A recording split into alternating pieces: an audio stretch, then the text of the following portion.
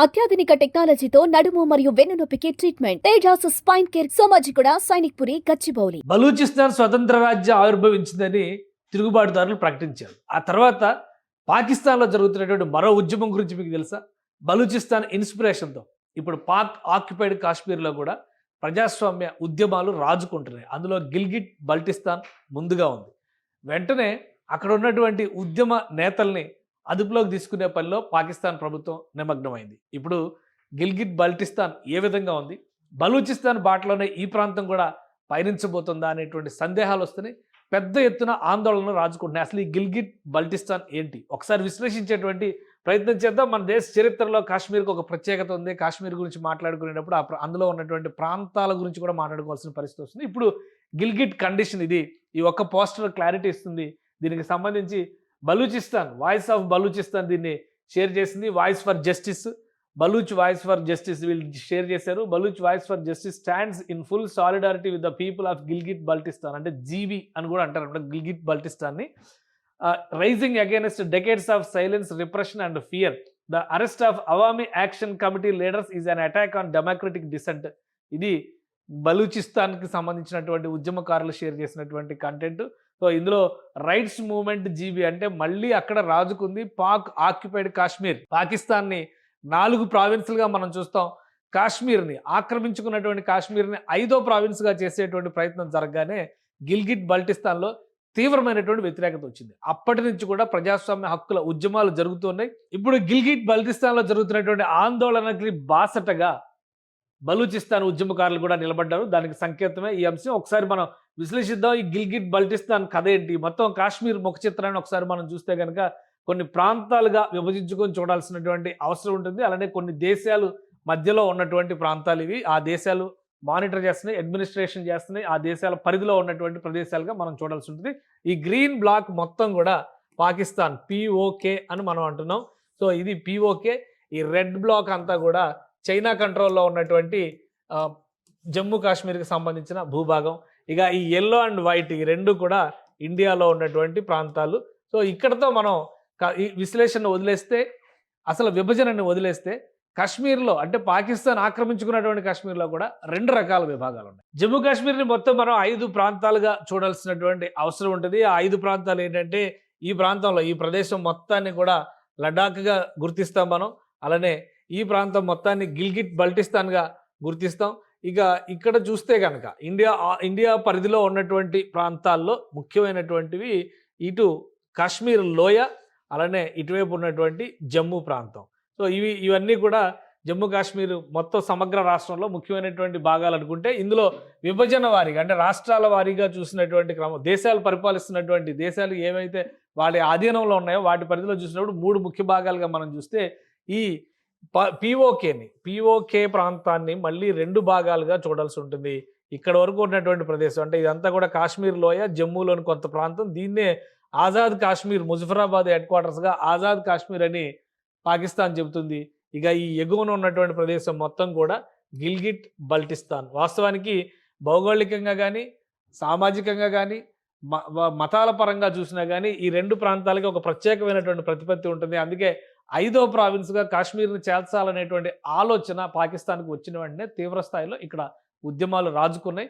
వాటి ఫలితంగానే ఈ ప్రాంతాన్ని, గిల్గిట్ బల్టిస్తాన్ ప్రాంతాన్ని ఒక ప్రత్యేక అటానమస్ ప్రాంతంగా అంటే ప్రత్యేక ప్రతిపత్తి కలిగినటువంటి ప్రదేశంగా పాకిస్తాన్ ప్రభుత్వం గుర్తించింది.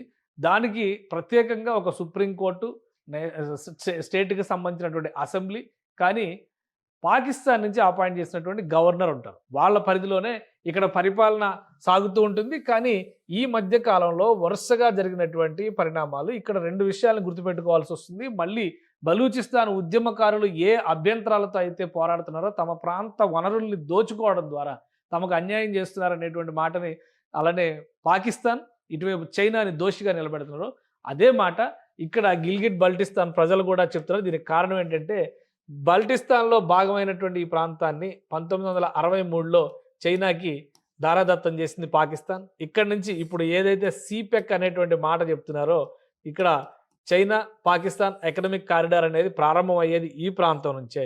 సో ఇక్కడ సహజంగా ఉన్నటువంటి జలవనరుల ద్వారా విద్యుత్ ఉత్పత్తి, అలానే మినరల్స్ని సేకరించడం, ఖనిజాలను సేకరించేటువంటి బాధ్యతని చైనా, పాకిస్తాన్ ప్రభుత్వాలు యథేచ్ఛగా నిర్వహిస్తున్నాయి. స్థానిక ప్రజలకు మాత్రం తీవ్రమైనటువంటి ఇబ్బందులు కలిగిస్తున్నాయి.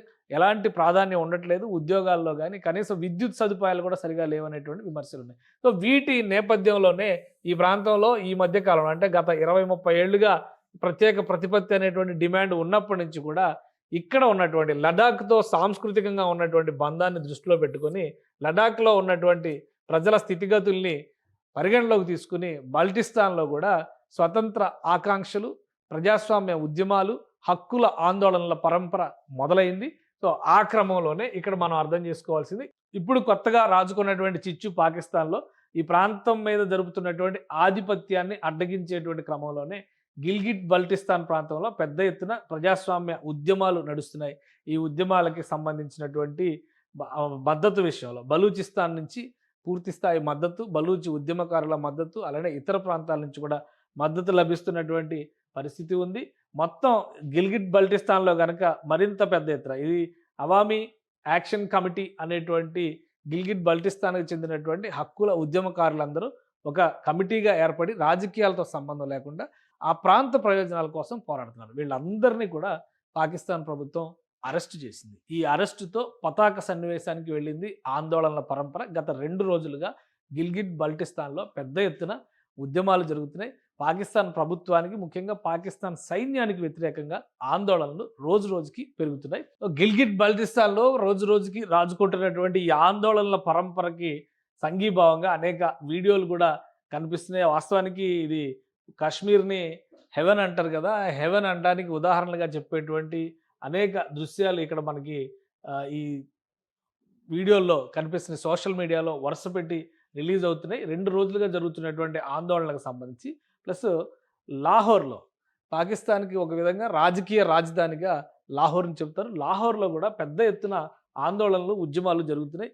గిల్గిట్ బల్టిస్తాన్కి సంబంధించినటువంటి అంశాలను ప్రస్తావిస్తూ పూర్తిగా తాము పాకిస్తాన్లో సెకండ్ గ్రేడ్ సిటిజన్స్గా బతకాల్సినటువంటి పరిస్థితి వస్తుందనేటువంటి ఆందోళన చేస్తూ హక్కుల నేతలందరూ కూడా వరుస పెట్టి దీనిపైన సభలు నిర్వహిస్తున్నారు. విద్యార్థులు కూడా పెద్ద ఎత్తున ఈ ఆందోళనలో పాల్గొంటారు. ముఖ్యంగా ఈ అవామీ కమిటీ లీడర్స్ని అరెస్ట్ చేసినటువంటి అవామీ యాక్షన్ కమిటీ లీడర్స్ని అందరినీ కూడా తక్షణం విడుదల చేయాలని గిల్గిట్ బల్టిస్తాన్ ప్రజలు కోరుతున్నారు. పాకిస్తాన్ ఇప్పటికే బలూచిస్తాన్తో ఒక సమస్యను ఎదుర్కొంటుంది.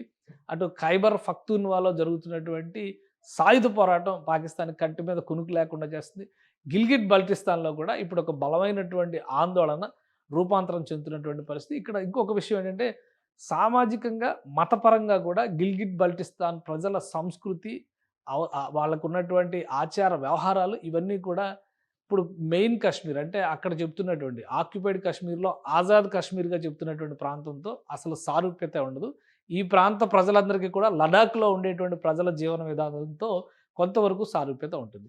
సో దీంతో ఆ కాశ్మీర్ని, పాకిస్తాన్ ఆక్రమించినటువంటి కాశ్మీర్ని 2 భాగాలుగా చూడాల్సినటువంటి అనివార్యత మొదటి నుంచి ఉంది. గిల్గిట్ ఏజెన్సీ ప్రాంతంలో ఎక్కువగా మతపరంగా చూస్తే ఇస్లాంను ఫాలో అయ్యే వాళ్ళు ఉన్నప్పటికీ కూడా వాళ్ళ జీవన విధానం పూర్తి వ్యతిరేకంగా, పూర్తి వైరుధ్యంతో కూడినటువంటి జీవన విధానం ఉంటుంది. కాబట్టి కాశ్మీర్లో కూడా 2 రకాల వాదనలు, 2 రకాల ఉద్యమ పందాలు రాజుకుంటున్నటువంటి పరిస్థితి ఉంది. సో పాకిస్తాన్ దీన్ని ఎలా హ్యాండిల్ చేస్తుంది? గిల్గిట్ బల్టిస్తాన్ కనుక స్వేచ్ఛని కోరుకున్నా లేదా భారత్లో కలిసేటువంటి అవకాశం ఉన్నా కానీ కీలకమైనటువంటి సిపెక్, చైనా పాకిస్తాన్ ఎకనామిక్ కారిడార్ కంప్లీట్గా పడకేసినట్టుగానే భావించాల్సింది. ఎందుకంటే పాకిస్తాన్లోకి చైనాకి ఎంట్రీ కల్పించే ప్రాంతమే ఈ గిల్గిట్ బల్టిస్తాన్. అందుకనే గతంలో జరిగినటువంటి ఆందోళనల ఫలితంగా ఇక్కడ ఉన్నటువంటి భూముల్ని, అంటే మొత్తం కారకోరం రేంజెస్ అంటారు, ఇవన్నీ లడాక్ రేంజెస్, కారకోరం రేంజెస్ అంటారు. ఈ పర్వతాల మధ్యలో ఉంటుంది గిల్గిట్ బల్టిస్తాన్ ప్రాంతం.